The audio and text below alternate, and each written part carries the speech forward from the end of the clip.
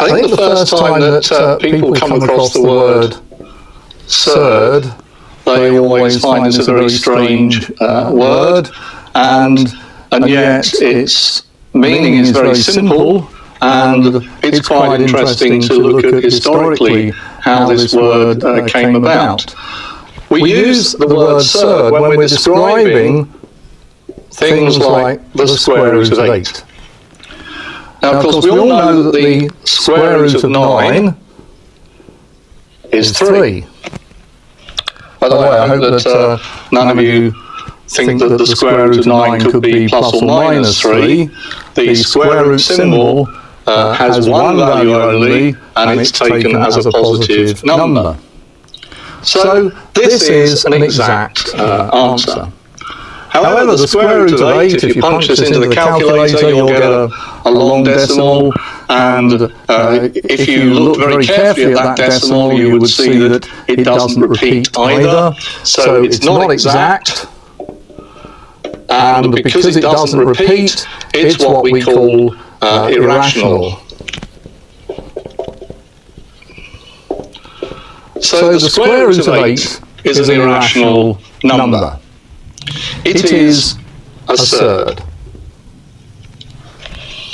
Now, people have been looking at these for quite a long time. If we go back to the time of Pythagoras, he was probably the first person with his school of mathematicians that looked at these. In the about the 800s, 825, an Arabic mathematician by the name of al-Khwarizmi, hope that's the way you spell it, he was the first person to start giving these a name, and he actually called them silent numbers. Silent because they couldn't be exact, they couldn't express themselves as a whole number, as a fraction.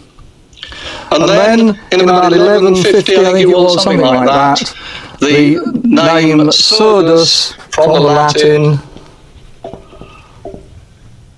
came into play, and eventually our modern word is surd. So if you'd like to look up the history of these, there's a lot of fascinating stuff there to find out. Now, surds are surprisingly useful in a number of ways. They are very convenient to avoid writing out lots of decimals. So the square root of 8, we know where we stand with that. Okay, it's not exact, but we all know what it stands for. It can be simplified. We know that 8 is equal to 4 times 2. So the square root of 8 is the same as the square root of 4 times the square root of 2. The square root of 4 is, of course, exact. It is a rational number, and so that's twice the square root of 2. So we can write then the square root of 8 as equal to 2 times the square root of 2. What about the square root of 50? Again, it's not exact. We know what it stands for. We don't need to write it out as a decimal. Why? Well, because 50 is, of course, 25 times 2. So notice I'm always trying to find a square number, the largest square number, so that that square number multiplied by something else that isn't a square number gives me the number inside the square root. The square root of 25 is 5, so this time I have 5 times the square root of 2.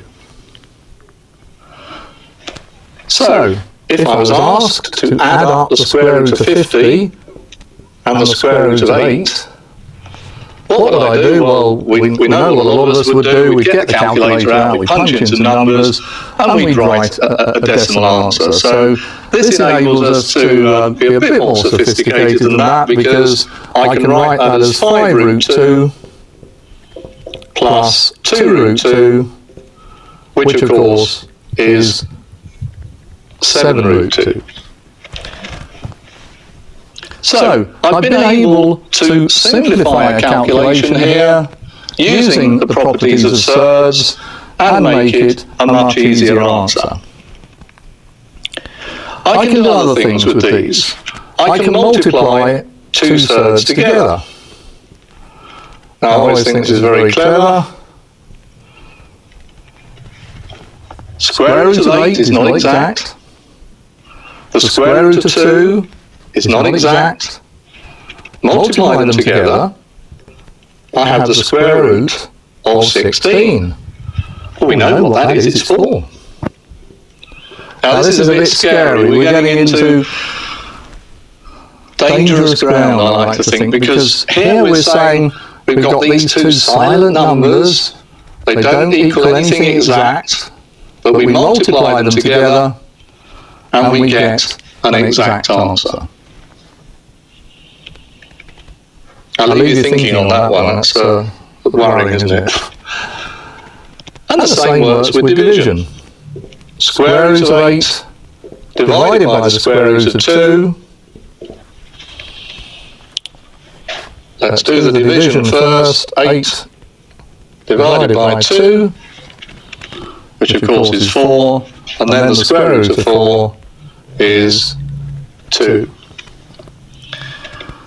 So really we're left at this point with a big question, aren't we? What really are these surds? What really are irrational numbers, so that if I multiply two of them together, I can get an exact answer?